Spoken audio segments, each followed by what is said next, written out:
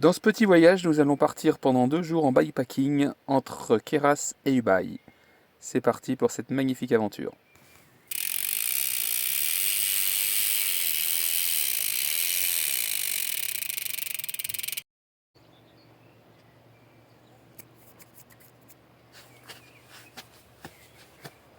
Ça pédale, ça pédale, ça pédale, ça pédale, ça pédale, ça pédale. Départ des Vigneaux, vallée de Valouise, Briançonnais, pour faire un tour de 2 jours. Allez, grosse expédition, vélo bien chargé, alors en configuration quand même light, et ben ça va faire mal. En route vers Embrun et le lac de Serponçon, derrière les montagnes, la Durance qui descend. C'est pas une mince affaire de monter sur le bord du lac de Serponçon, voilà. Les demoiselles coiffées juste au-dessus. Encore 45 km pour rejoindre Barcelonnette. Bon, ben on va passer en vélo en dessous, on va dire que ça tient.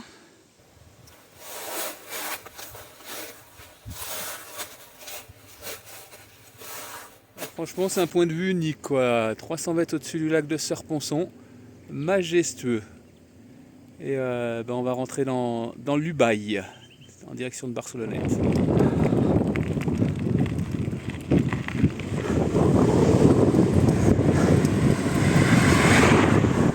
Barcelonnette, il est 20h15, une pizza dans le ventre et on va voir jusqu'où ça peut nous mener. 95 km. Et je vais plus vite. Saint-Paul-sur-Ubaye, j'arrive même avant la nuit. J'ai croisé des chevreuils qui traversaient de tous les côtés. Aiguille de champ. Voilà où j'ai dormi. Saint-Paul-en-Ubaye, le massif du Chambéron derrière.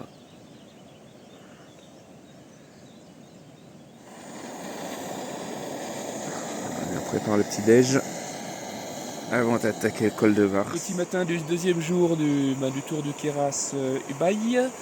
Retour sur Briançon aujourd'hui avec le col de Vars pour commencer. Longue descente sur Guillès et ensuite la terrible montée sur l'Izoard. Le tout un peu chargé, voilà, je suis en mode light quand même, minimum, mais c'est de l'ordre de 6 kg à peu près de chargement sur le sac. Alors là c'est la première surprise, le col de Vars depuis Saint-Paul-en-Ubaye je le croyais facile, mais en fait c'est 5 km entre 8, 9, 10% pour arriver ici même au sommet. De Vars, premier monument de la journée, et en fait il est bien raide. Les 50 premiers kilomètres jusqu'à Josier c'est soft, à la fin c'est terrible ça, presque 5 km à 9-10%.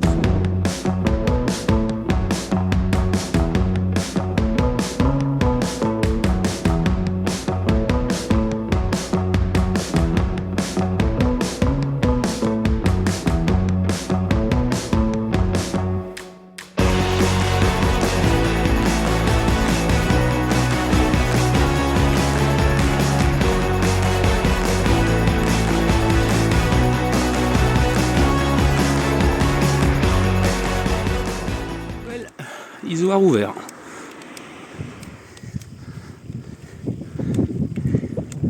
Et bien là j'arrive à l'un des endroits les plus mythiques des Alpes en vélo. Derrière moi, la case déserte.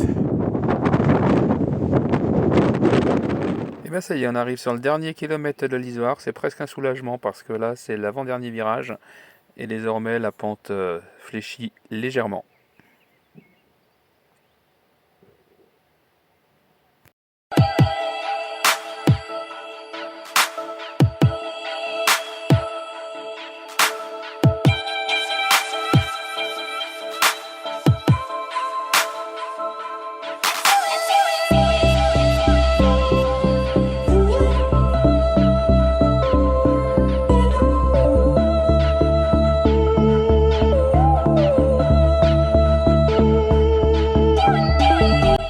Et ça y est, cette fois c'est bon. Dernier virage, 2360 mètres d'altitude, arrivé au col de l'Izoard.